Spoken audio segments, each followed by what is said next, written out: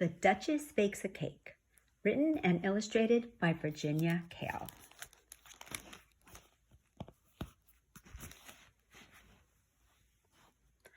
A long time ago, there lived over the waters a duchess, a duke, and their family of daughters, Madeline, Gwendolen, Jane, and Clothild, Caroline, Genevieve, Maud, and Mathild, Willibald, Guinevere, Joan, and Brunhild, and the youngest of all was the baby, Gunhild.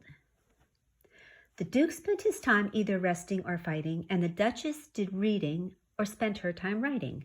The children were busy with their play or their schooling, while the king of their country spent all his time ruling.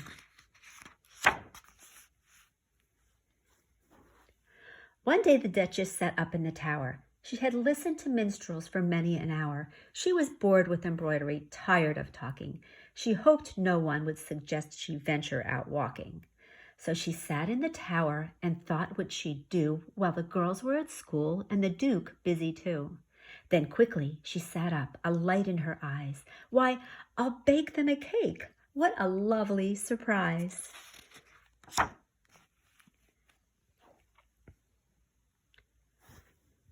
So she raced down the turret 3 steps at a time, cleared the help from the kitchen and said, "Don't you peep.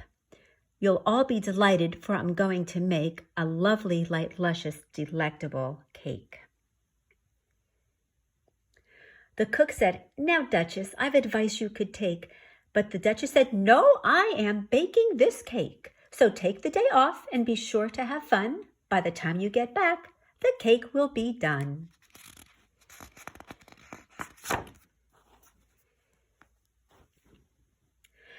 The Duchess sang happily, "I'm going to make a lovely, light, luscious, delectable cake." She stirred the ingredients all in a flutter. In went the sugar and flour and butter. In went the almonds, the raisins, the suet. She added some vinegar and dropped in the cruet. She added the yeast 6 times for good measure. A light, fluffy cake is really a pleasure. She added some eggs, several dozen well beaten, and some leftover pudding they hadn't eaten. Bilberries, gooseberries, cranberries, bogberries, blackberries, mulberries, burberries, dogberries, peppermints, cinnamon, laurel, and squill, wintergreen, nutmeg, angelica, dill. Whatever she found, she put into the batter, and what she left out didn't really much matter. Then she added more yeast. It seemed like a ton. She stirred it together, and the mixture was done.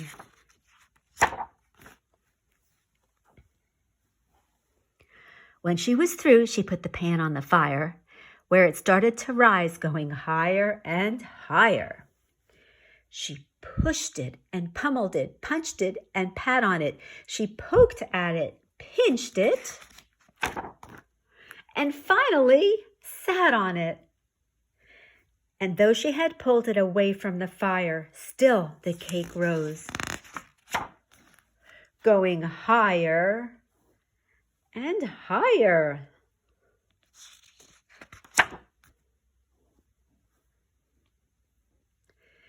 Her cries brought the family, one and another. "Come, girls," said the Duke, "say goodbye to your mother. I fear an improper proportion of leaven is taking my dear Duchess right up to heaven."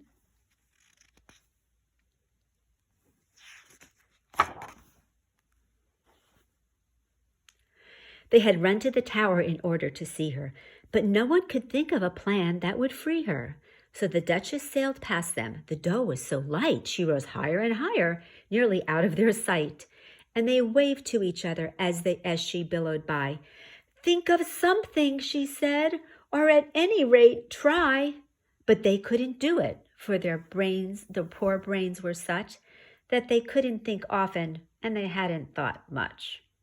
"Oh, dear," said the Duchess, "all I wanted to make was a lovely, light, luscious, delectable cake."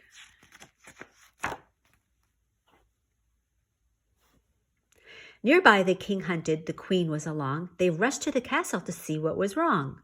All the people bowed down, and the queen waved her hand.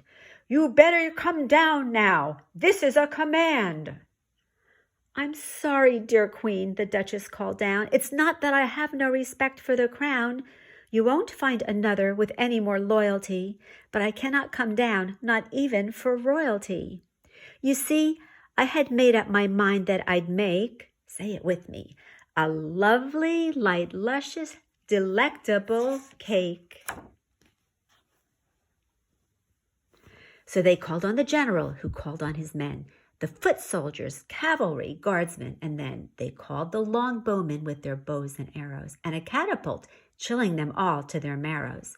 For a catapult throws heavy boulders and stones. If they hit her with them, they would break all her bones. Don't worry, Duchess, they said with a frown. This won't be easy, but we'll shoot you down. Then the Duke and his daughters looked very upset, for they had no intention of losing her yet. They feared, as each shot caused a frightful loud rumbling, that they'd see their dear wife and their mother come tumbling. But the soldiers kept missing, and bombardment is tiring. So the king said at last, "You must cease all your firing." So the longbowmen shot a great shower of arrows, but they kept missing even the sparrows. "Oh dear," said the king, "since we're none of us clever, I'm afraid that the Duchess must stay up forever." "At least," said the Duke, "she's near, which is nice. We can always call up when we need her advice." The Duchess then told them the things they should do. The girls were to study, the Duke to work too. She called to the gardener, "Prune all the bushes," to the housekeeper, saying, "Sweep under the rushes." She called to her husband, "Tell the Countess for me, I'm afraid I can't join her on Thursday for tea." "I hope," she said then, "the warm weather will hold. If it rains in the night, I'm afraid I'll catch cold." So thank you so much for all you have done. I'll see you tomorrow. Let's hope there's some sun.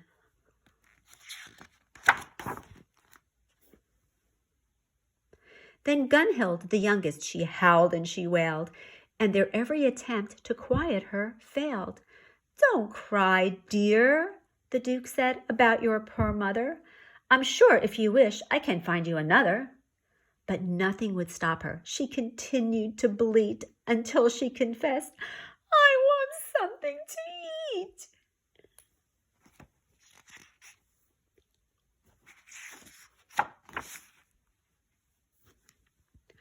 Of course, that would do it. And it could be a treat. They could bring down the Duchess if they started to eat. I'll start eating down, you start eating up. So they all began eating, the general, his men, the king, queen, and duke, the children, and when the cook had come back from her holiday, she went in and prepared them a huge pot of tea. "I do hope," the Duchess said, taking a mouthful, "that the cake turned out right. I'm a little bit doubtful." "My dear," said the queen, "you really can make a lovely, light, luscious, delectable cake."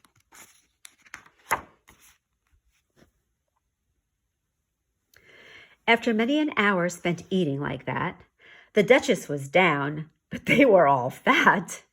"By the way," said the Duke, "care to join us for dinner?" "We can't," said the king, "till we're all somewhat thinner." "Oh, Duchess," the queen says, "please teach me to make a lovely, light, luscious, delectable cake." "Oh, no," said the Duke. "Oh, no," said the king. "You never know what all this baking will bring. The cake was delicious, but there won't be another. For you know that these girls really need their dear mother."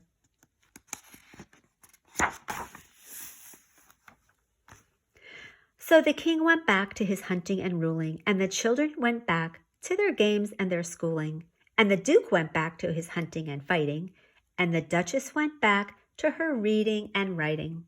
But they never forgot how she once tried to make a lovely, light, luscious, delectable cake. The end.